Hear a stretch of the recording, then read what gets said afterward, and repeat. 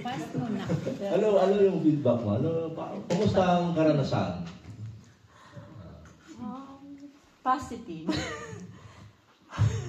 Sandali. The hot seat. In what way it's positive para sa iyo, ate?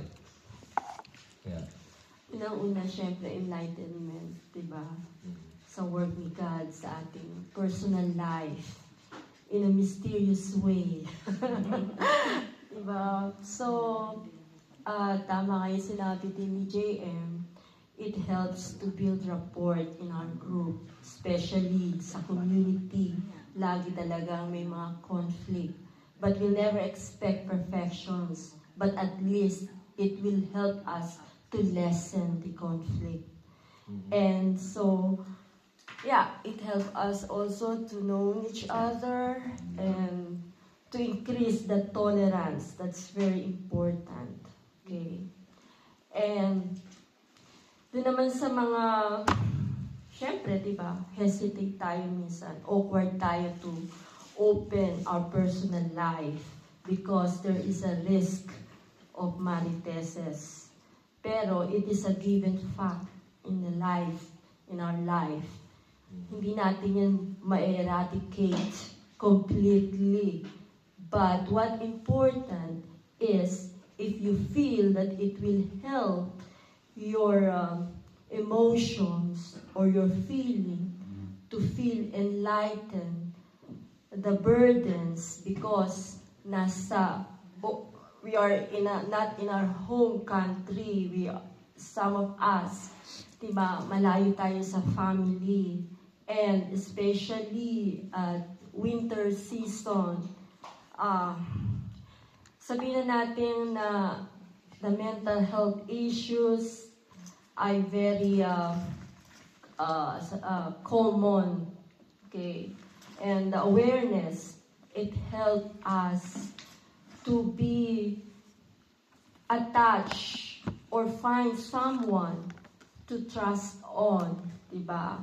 Well, kung sakali man na what we shared ay mailabas sa labas, not in a group, we have to be more broad-minded and be less sensitive. Kasi if we are so sensitive, it will affect us emotionally. And we carry these loads instead of lessen it. So, ngayon, in the Bible sharing, it helps us to understand life. And of course, the Word of God per se, it will help us.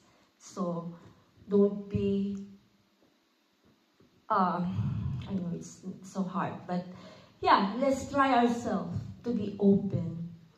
Okay? And, yeah, the goal is to know God. Okay? Medyo napahaba ata. Sabi ko sa inyo, yung pahawakin naman. Hindi, Ate Charo. Maraming salamat po. Anyone else? Gusto pong mag-share? Pakikuha mo. Tungkol sa experience niyo sa Bible sharing. Hello, good evening everyone. Normally, hindi pa ako nakarating dito sa Bible study niyo, pero I have experience in Philippines through Bible study. Experience ko lang po na dapat kong i-share din dito sa community dito sa Dusseldorf. For my experience there, maganda ang Bible sharing in positive ways. Kasi nakikita ko yung mga ideas, bawat tao na nagsishare ng problema, normally. Or yung mga positive din, kung anong mga another group, ganon. You learn from each other. Oo. Naano ko yon, yung parang nakikita ko sa bawat tao kung anong mga pagkakamali or dapat i-improve ng bawat isa. Yung ano ko doon is yung nag-share ng mga ng mga gusto nilang sabihin sa bawat isa ng tao, kaya ang sabi ng ate, yun ang pinakaano ko doon na dapat talaga open-minded ang bawat isa. Walang nagtatago ng hinanakit, yung parang ganon, yung parang maging open lang sa bawat isa to make the group And judgmental. yes, growth. Thank you so much. Okay, maraming salamat po. Anyone else?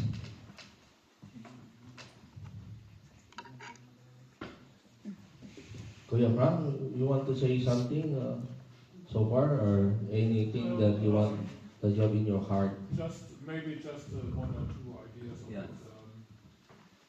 I just you can understand me. I just without a mic. It's okay. I'm used to speaking without a mic. No, for me, Bible sharing,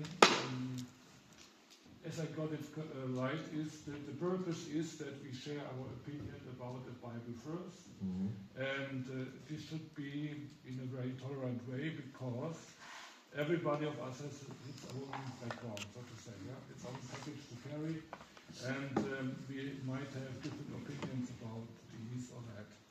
So important is that the group is very close together and very much connected to each other, so that we can understand each other in this case. And we have to respect the opinion somebody else has in this case. And that's for me very important, that you are open-minded and that you can say what your personal experience. That's what I feel is in this case. Thank you.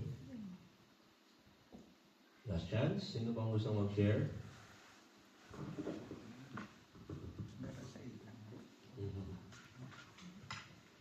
Good evening po, I'm Sherry Ann Hernandez.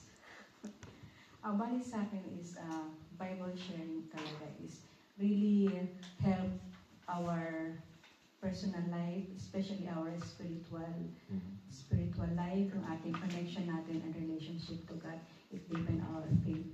And pagdating sa, when it comes to Bible study, it's about our personal experience na we should connect it doon sa Bible verses na inaaral natin on that day sa Bible study, and not anything else na hindi connected doon, para hindi po nagkakalito-lito yung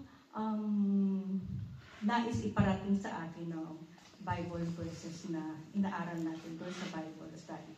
So yun lang po, kumbaga parang we have to focus on the Bible verses on that day, the Bible studies na ginagawa natin. So para it's a way how we connect to God, how we interpret on how we paano natin maipapasaloob at maikisa sa buhay kung ano yung sinasabi niya doon sa Bible verses, doon sa Bible study.